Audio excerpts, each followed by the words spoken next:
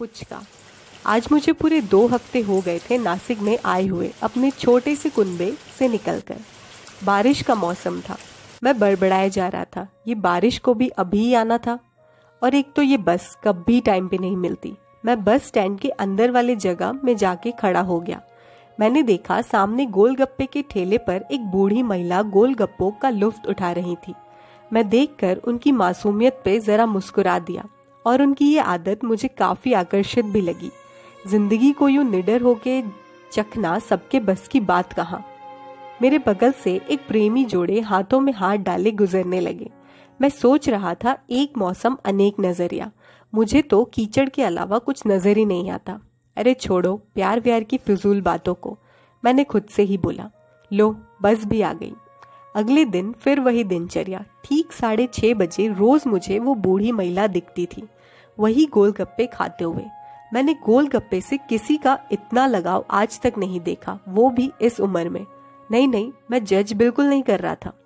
यही प्रक्रिया अगले 4 हफ्तों तक चली। आज शाम मैं रोज के टाइम से कुछ जल्दी आ गया था। मैंने नजर घुमा के देखा तो वो बूढ़ी औरत नहीं दिखी। लगा जैसे दिन का कुछ अधूरा छूट रहा था। बस को आने में काफी टाइम था। मैं ठेले पे पहुंचा। वो दुकानदार बोला, कितने में लगाऊं भैया? मैंने बोला, नहीं, आज वो बूढ़ी औरत नहीं आई, रोज आती है ना। वो सोच कर बोला, मंजरी ताई? नहीं, वो 2 दिन से नहीं आई। मैं वहां से चल दिया। आने वाले 5 दिन यूं ही बीत गए। आप जब अकेले शहर में होते हो तो मानो सबसे एक छोटा ही सही पर रिश्ता सा बन जाता है। मेरा भी हो गया था मंजरी ताई से। मुझे न जाने क्यों एक चिंता सी होने लगी उनकी। मैंने ठेले वाले से उनके घर का रास्ता पूछा। उसने बताया, यहाँ से एक गली है, सीधे चले जाना। जो पहला लाल रंग का 2 मंजिला घर दिखे वो ही उनका घर है। मैं निकल पड़ा जाने के लिए। ठीक उनके घर के गेट के सामने खड़ा था। बहुत अजीब लग रहा था ऐसे उनसे मिलने में, लेकिन मैं फिर अंदर चला गया। गेट एक कर्मचारी ने खोला। उसने मेरा परिचय पूछा। मैंने बोला, मैं अथर्व, मंजरी ताई है?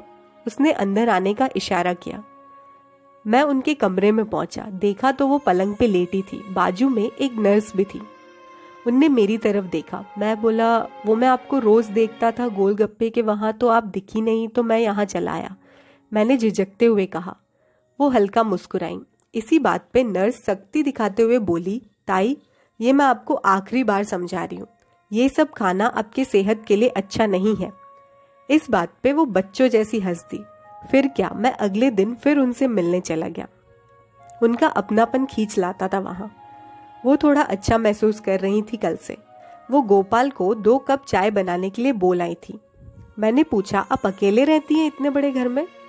वो बोली, हाँ, मेरे 2 बेटे हैं, बैंगलोर में सेटल हैं वो तो बुलाते हैं मुझे, पर मेरा ही मन नहीं करता ये घर छोड़ के जाने के लिए। वो दीवार पे एक तस्वीर दिखा के बोली, ये मेरे पति हैं। रुंधते गले से बोली, ये पिछले साल ही हम सबको छोड़ के चले गए। मंजरी ताई से रोज मिलना होता रहा। फिर वो बता रही थी, वो और उनके पति सुधाकर एक दूसरे को पसंद करते थे। गांव में ये बात सबको पता थी। हम लगभग हर रोज सबसे ज्यादा पुचके खाने की शर्त रखते थे। हर बार सुधाकर जीत जाते थे और वो सिलसिला उम्र के इस मोड़ तक चलता आ रहा था हमारा। सुधाकर को हर रोज थोड़ा जी लेती हूँ यूं पुचके खाकर। लगता है जैसे पास में ही है वो मेरे। और फिर से चिढ़ा रहे हो, मंजरी तेरे से नहीं होगा कभी। ताई के आंसू निकल आए। मैंने अभी अभी पूछा और रात को उनके बारे में ही सोचते सोचते कब सो गया पता ही नहीं चला। मैं शाम को ऑफिस से छूटते वक्त गोलगप्पे पैक करवा के उनके घर पहुंचा। देखा तो उनकी तबीयत बहुत नाजुक थी। मैं बगल में बैठ गया। कुछ देर बाद उन्होंने आंखें खोली। मैंने इशारे से कहा, देखिए पुचके लाया हूँ आपके लिए। वो जिद करने लगी तो मैंने एक निकाल के उनको चखवा दिया। उनके चेहरे का सुकून मैं देख सकता था। काफी देर हो गया था तो उन्होंने मेरे सोने का इंतजाम बगल वाले कमरे में ही करवा दिया था। अगली सुबह नींद कुछ शोर से खुली। मैं ताई के कमरे में पहुंचा। गोपाल बिलखते हुए बोला, ताई चली गई साहब। मुझे लगा मानो ताई की आवाज आई। देखना फिर जीत गए है, बुला ही लिया मुझे अपने पास।